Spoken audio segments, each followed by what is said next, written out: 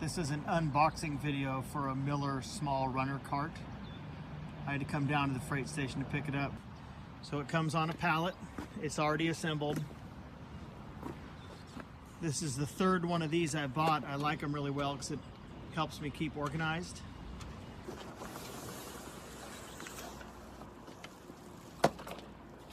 So you just lift off the cardboard thing and it's in there all assembled already in a bag.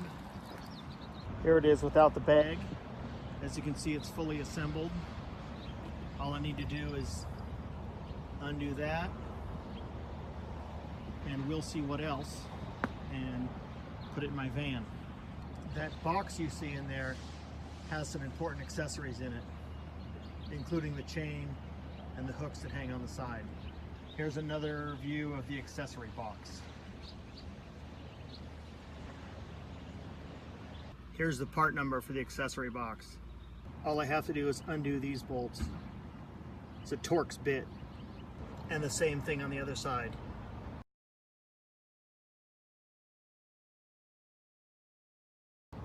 Just have to take out those two bolts. And that's what it looks like after I took out the two bolts.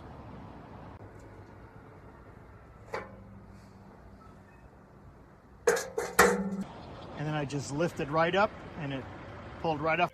I noticed that it got bent. The sheet metal from the cart is bent right there.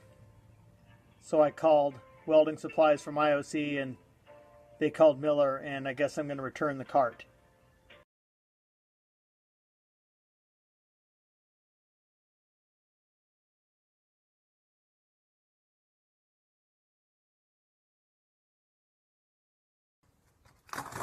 Here's a box of accessories.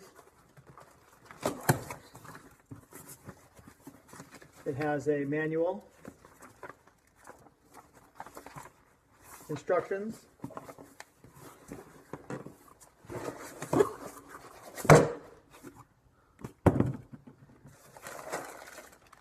hardware. These are the hooks that you can use for a torch or a slag chipping hammer or a wire brush. I think most people use them for a cord or a work clamp, a lead, a whip, something like that. Here's another hook. This is yet another hook, comes with 3 hooks. And then this is something that most people would use for a foot pedal, hang on the side, and a chain. So I'll hook those up and I'll see what it looks like. I'm going to put a shelf on my cart. This is 11 9/16 by 21 inches. I need a shelf to go in here. So I'm going to line up and see where to drill the holes. So now I've got the holes marked under there, and I've marked my shelf. So now I'm going to drill the holes. So now I've drilled the holes and I'm going to test fit my shelf.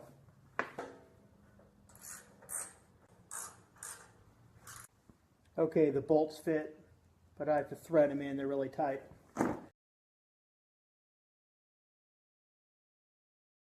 That's what it looks like with the bolts in there, holding in the shelf. I'm using metric hardware to secure the shelf. So there's the shelf all mounted in there securely.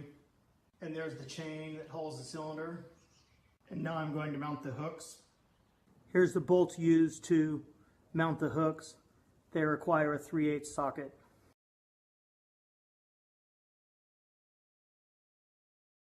So here's the moment I've been waiting for. It's all assembled and I get to help organize my shop by filling this cart with stuff.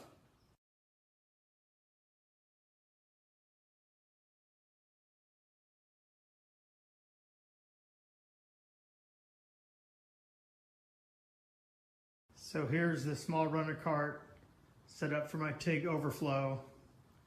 It's got my filler material down there, the bottom, purge box. It's got a wire brush for aluminum, a wire brush for titanium, a wire brush for carbon steel.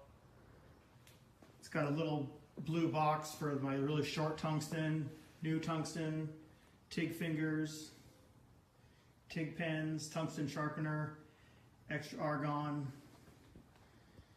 and TIG gloves.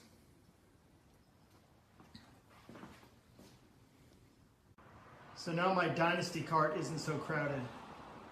I had been storing the purge box on top of the Dynasty, and someone was in my shop the other day and they said, that doesn't belong there. Here's the other side of my Dynasty cart after I took the purge box off of it. This is that same cart, Miller small runner cart, also known as a TIG runner, set up for stick welding. If you ignore my spare bottle of C25 that it's holding, the rest of it is all stick welding stuff. It's my Miller Thunderbolt 210, some slag chipping hammers. On the other side there's stick welding gloves and a wire brush for carbon steel, and under there is all my stick electrodes, which fit real nicely under there. And in the front there's this pouch that comes with the Thunderbolt 210 that holds the leads. So I like these small runner carts to organize my shop. So here's the 3 Miller small runner carts that I have all together, and the only thing I'm going to change is the filler material. It looks a little long. So these Miller small runner carts, also known as TIG runners, are good because they hold a lot of stuff.